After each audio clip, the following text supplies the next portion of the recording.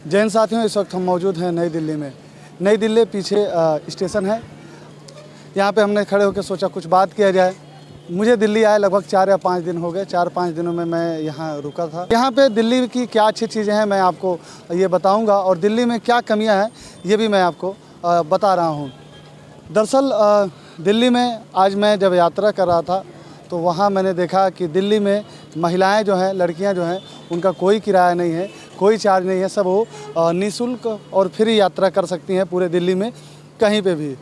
वही हमने विकलांग को भी देखा कि विकलांग को भी कुछ विशेष छूट है। जैसे कि मैंने एक विकलांग आदमी से कथित तौर पे बात किया तो उसने बताया कि 15 रुपये में पूरे साल का पास बनता है, जो कि हम लोग 15 रुपये में पूरे साल फ्री यात्रा कर सकते हैं ऑल ओवर दिल्ली में, पूरे दिल्ली में। लेकिन यहीं पे कुछ कमियां भी देखी जा रही हैं। कमियां क्या है कि जैसे यहाँ के लोग जो हैं, आप लोग कौन हैं? हम लोग यहाँ वेंडर काम करते हैं। वेंडर काम करते हैं। हाँ। तो कैसा लग रहा है? यहाँ आ जाइए थोड़ा, यहाँ आप हम लोग को बात करते हैं। कैसा देखते हैं सर आप यहाँ से? दिल्ली कैसे? यहाँ का माहौल बढ़िया है। दिल्ली का माहौल? हाँ। चोर बाजारी भी जैसे तैसे अपना जैसे चल रहा है वैसे चल ही रहा है। हाँ। सरकार से क्या सुविधाएं मिलती हैं आपको? सरकार से बहुत सुविधाएं मिलती है। क्या मिलती हैं? अरे महिलाओं के लिए हर आरक्षण चालू किए हैं। आपको क्या मिल रहा है? अब इस समय तो हर लोगों को वही रेडी पटरी का काम करते हैं हम लोग। अच्छा। हाँ, तो वही सब काम करते हैं। अच्छा। वही सुविधा दे रखी है सरकार। लेकिन यहाँ एक चीज़ हमने देखा कि जो कि महिलाओं को ये सरकार यहाँ पे सुविधाएं दे रही है, यहाँ पे फ्री यात्रा करवा रही है, विकलांगों को सुविधाएं दे रही है, वहीं पे लॉ एंड ऑर्डर की स्थिति यहाँ पे बहुत बदतर है। अगर हम यूपी की बात की जाए तो यूपी से कहीं बुरी ज़्यादा स्थिति यहाँ दिल्ली की है। दिल्ली की जो लॉ एंड ऑर्डर की स्थिति है आप देखेंगे तो बिल्कुल मैं कह रहा हूँ कि आप सोचेंगे कि इतनी ख़राब स्थिति कैसे हो सकती है। कुछ लोगों द्वारा मैंने बात की, मेरे पास कोई एविडेंस तो नहीं है, लेकिन कथित तौर पे ऐसे लोगों द्वारा बताया गया कि यहाँ पे चोर जो होते हैं, आप अगर चलेंगे रास्ते में झपट्टा मार के अगर भागेंगे तो पुलिस भी ये कहा जाए उनसे मिली हुई होती है और उनके ही साथ काम करती है। तो आपका सही कोई सुनने वाला नहीं है। चोरियां यहाँ पे बहुत ज़्यादा है। यहाँ पे ये आप चलते रहेंगे और आपकी आंखों में धूल डाल के यहाँ पे आपके साथ कुछ भी हो सकता है। ये दिल्ली है। मैं समझता हूँ कि सब कुछ यहाँ की स्थिति ठीक है, तो यहाँ पे लॉ एंड ऑर्डर की स्थिति भी ठीक करनी पड़ेगी। लॉ एंड ऑर्डर की स्थिति भी ये कहा जाए कि सही करनी पड़ेगी, नहीं तो यहाँ की लॉ एंड ऑर्डर की स्थिति जो कहा जाए वो बिल्कुल ही बेकार है।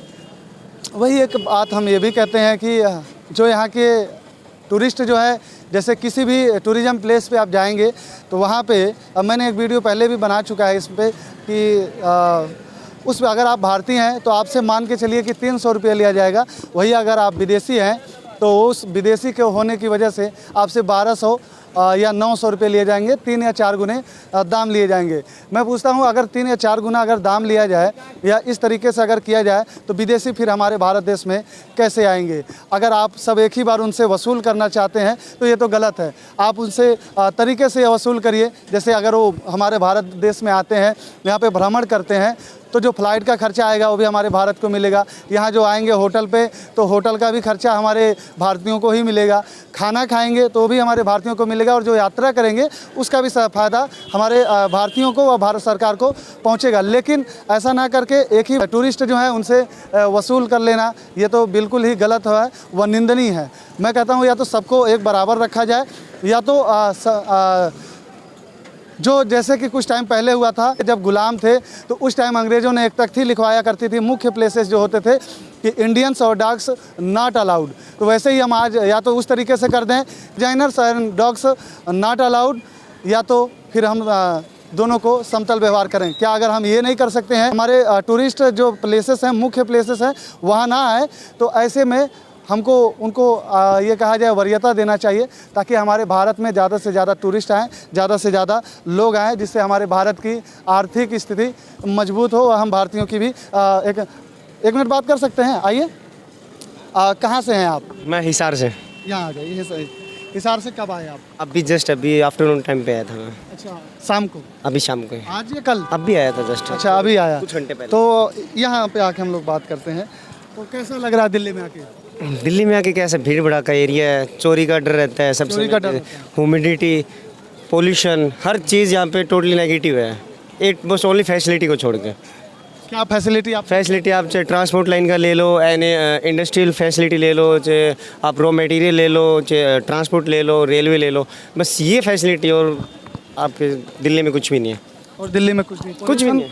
पोल्यूशन तो जब से दिल्ली का निर्माण हुआ है। सौतेला व्यवहार किया जाता है, जैसे इंडियन से कम पैसे लिए जाते हैं, विदेशियों से ज़्यादा, इस पे क्या सोचते हैं? बिल्कुल गलत बात है सर, ये ऐसा कभी नहीं होना चाहिए। हमेशा मानवता की भावना आपके अंदर होगी तभी देश का विकास होगा, अन्यथा कुछ भी नहीं हो सकता। हमेशा मानवता की भावना होनी चाहिए, टुच्ची सोच बिल्कुल भी नहीं होनी चाहिए आदमी के अंदर हमेशा। तब हिसार हरियाणा से हो? हाँ जी। आप हरियाणा की सरकार और दिल्ली की सरकार में क्या कमी है? अलग अलग सॉरी सर, ये मैं पॉलिटिशियन फॉर्मेट में बिल्कुल नहीं घुसता। हम गौ सेवा वाले आदमी हैं। गौ सेवा वाले? हाँ हाँ, कैसे? हम गायों की सेवा करते हैं। अच्छा, गायों की सेवा। यहाँ किस लिए आए हैं? अभी मेरा चेन्नई का ट्रेन है यहाँ से। भाई साहब का कहना क्या था आपने सुन लिया।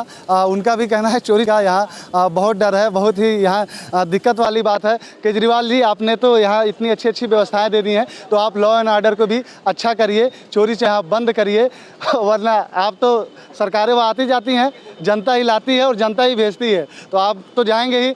विकास ईमानदारी करते करते आप तो जेल तो पहुंच गए, तो आपको मुख्यमंत्री की कुर्सी से या सरकार से बाहर जाने की भी आपको देर नहीं लगेगी। इसलिए समय रहते आप इसको सुधार कराइए, ठीक कराइए, क्योंकि आपको जनता ने ये दूसरी मर्तबा चांस दिया है। आपने स्कूलें अच्छी करवा दी हैं, ट्रांसपोर्टेशन व्यवस्था अच्छी करवा दिया है, तो आप इन चीज़ों पे भी ध्यान रखिए। लेकिन मेरी फिर उस बात पे को याद रखिएगा कि जो विदेशियों के साथ सौतेला व्यवहार हो रहा है, ऐसा सौतेला व्यवहार नहीं होना चाहिए। हम भारत के वासी हैं, हम भारतीय वासुधैव कुटुंबकम की भावना लिए चलते हैं, तो इसलिए उस भावना पे हमें विचार भी करना चाहिए। बंजारा 24 न्यूज़ के लिए सलमान अली बंजारा, जय हिंद।